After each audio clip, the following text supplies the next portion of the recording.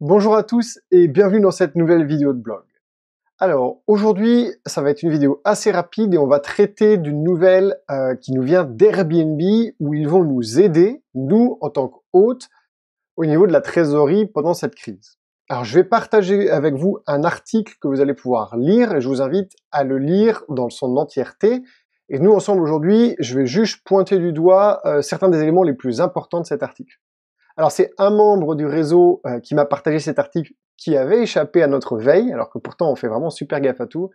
Et malheureusement j'ai oublié de noter qui c'était et ça s'est oublié dans le flot des emails et des notifications qu'on reçoit. Donc la personne qui nous a partagé ça, et je crois que c'était sur LinkedIn, merci beaucoup de nous avoir prévenus, ça nous permet de prévenir tous les autres et c'est vraiment sympa et c'est comme ça que ça fonctionne. Donc, vous voyez l'article, Airbnb va débloquer de l'argent pour aider les hôtes. Donc les hôtes, c'est vous, ceux qui reçoivent. Hein. Ils vont débloquer à peu près 250 millions de dollars. Donc je vous ai souligné ça ici par rapport aux annulations du coronavirus. Alors quels sont les points que j'estime être les plus importants dans cet article? Et encore une fois, je vais vous mettre le lien vers l'article complet ici pour que vous puissiez le lire. Là, ça me permet juste de souligner les choses à l'écran pour vous. Donc la première chose, le montant, 250 millions de dollars. Alors c'est à la fois beaucoup et pas beaucoup. Quand on voit le nombre d'hôtes qu'il y a sur Airbnb, c'est-à-dire qu'il va falloir quand même se battre pour obtenir quelque chose de leur part. Ça reste toujours mieux que ce que peuvent faire des plateformes comme Booking, qui eux ne se posent même pas la question de savoir s'ils vont débloquer de l'argent pour vous aider ou pas. Donc c'est déjà un bon pas dans notre direction.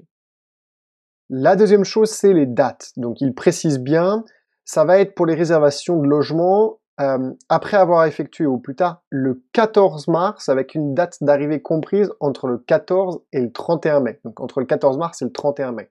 Donc à bien regarder. De toute façon, il vous donne pas mal de détails. Et il vous explique en dessous que Airbnb paiera 25% de ce que vous auriez dû recevoir pour une annulation. Donc c'est pas mal, ça veut dire que pendant cette période, Airbnb va couvrir quand même un quart de la trésorerie que vous auriez dû recevoir. Si Booking faisait la même chose, on aurait beaucoup moins de problèmes. Ou Expedia, mais bon, Booking, ça nous concerne plus en France puisqu'ils ont beaucoup plus de parts de marché.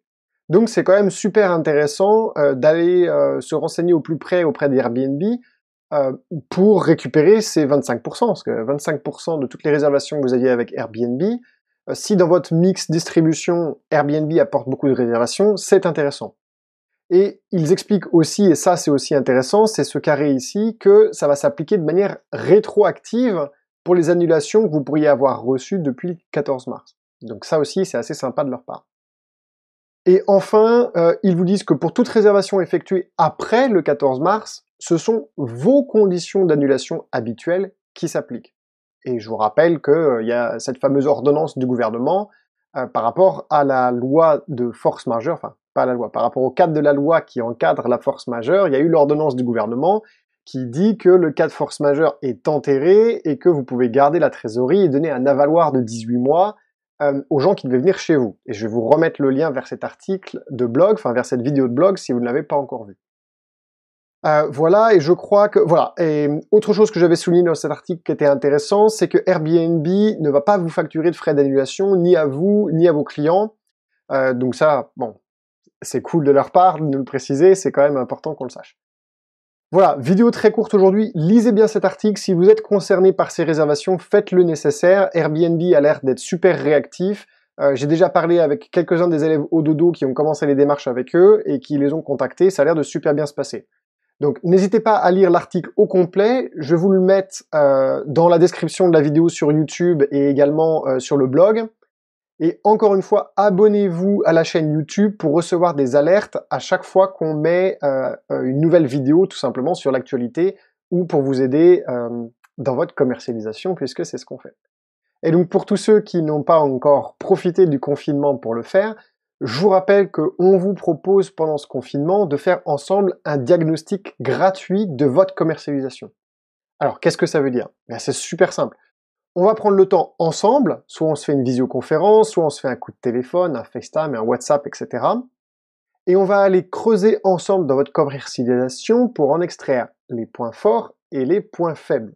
Le but du jeu étant que vous puissiez identifier les points forts et les renforcer, et identifier les points faibles et qu'on identifie tout ce qu'il faudrait apporter comme solution pour réparer ces points faibles.